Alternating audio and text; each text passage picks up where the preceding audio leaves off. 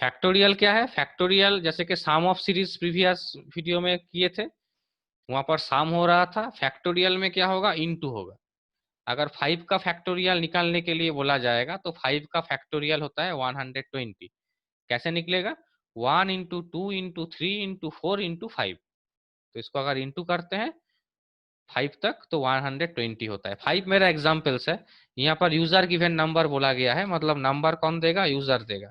तो यूजर से मुझे इंटीजर में एक नंबर इनपुट में लेना पड़ेगा। कोई भी नंबर यूजर डाल सकता है, हम जस्ट एग्जाम्पल दे रहे हैं।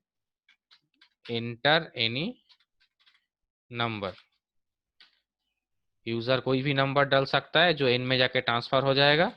अब फॉर लूप हम यूज कर रहे हैं, फॉर ए इन रेंज,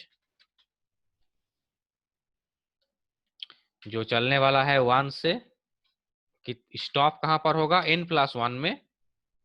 और स्टेप वैल्यू दे भी सकते हैं, नहीं भी दे सकते हैं। 1 स्टेप वैल्यू जहां पर होता है वो 1 स्टेप वैल्यू हम दे भी सकते हैं, नहीं भी दे सकते हैं, मेरा मर्जी, कोई प्रॉब्लम नहीं है।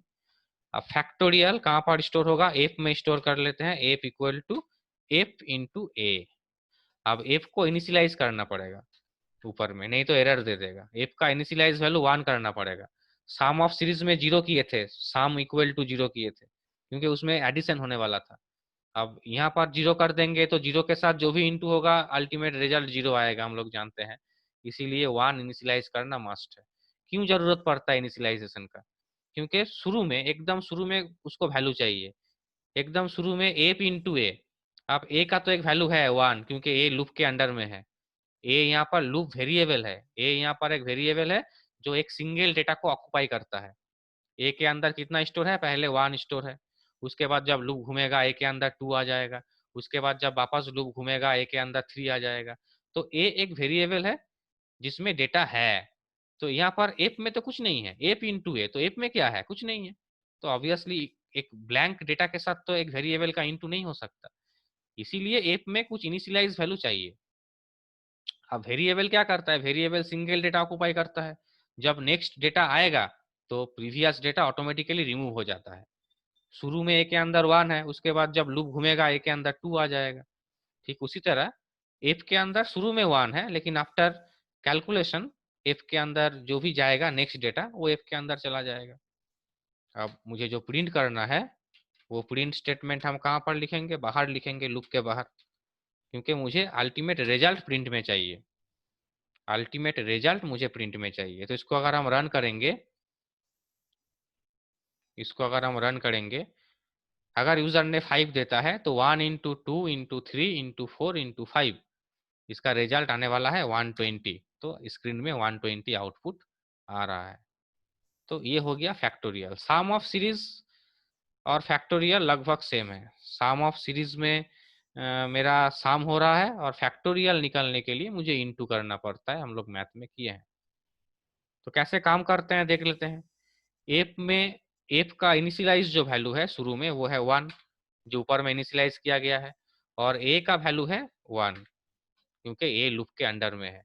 तो एफ इंटू ए मतलब 1 इंटू 1, एफ में कितना ट्रांसफर हो गया? अगेन 1 ही ट्रांसफर हो गया। उसके बाद जब लूप घूम गया तब ए का वैल्यू हो गया 2। सेकेंड टाइम जब लूप में आ गए हम लोग तब ए का वैल्यू हो गया 2। और एफ में शुरू से मेरा 1 है, तो 1 इंटू ए मतलब ए का वैल्यू है 2, तो 1 इंटू 2 हो गया 2। एफ में ट्रांसफर हो गया 2। वापस जब लूप घूमा तब ए का वैल्यू 2 से हो जाएगा 3। ये तो 1 बाई 1 इंक्रीज करता जाएगा। जब 3 हो जाता है एफ ए का वैल्यू, और एफ में शुरू से अभी 2 है और ए में है 3, तो 3 इंटू 2 हो गया 6। एफ में कितना ट्रांसफर हो गया? एफ में ट्रांसफर हो गया 6।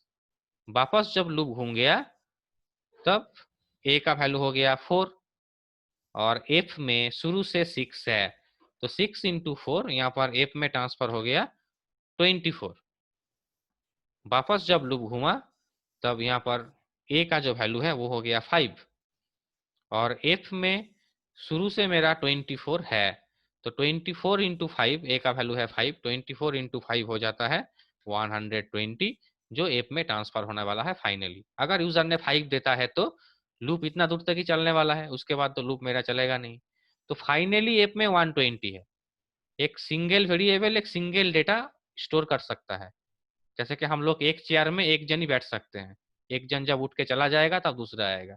तो एप में शुरू में 1 था, उसके बाद 2 था, उसके बाद 3 था, वो चला गया। फाइनली एप में कितना स्टोर है 120। इसके बाद तो लूप काम नहीं कर रहा है। लूप से बाहर आके द वैल्यू ऑफ एप जब प्रिंट हो रहा है तो मेरा आउटपुट स्क्रीन में मुझे 120 दिखाई दे रहा है, अगर यूजर ने 5 दिया था तो इस तरह से हम लोग फैक्टोरियल निकाल सकते हैं। इसको फैक्टोरियल ऑफ गिवन नंबर कहा जाता है।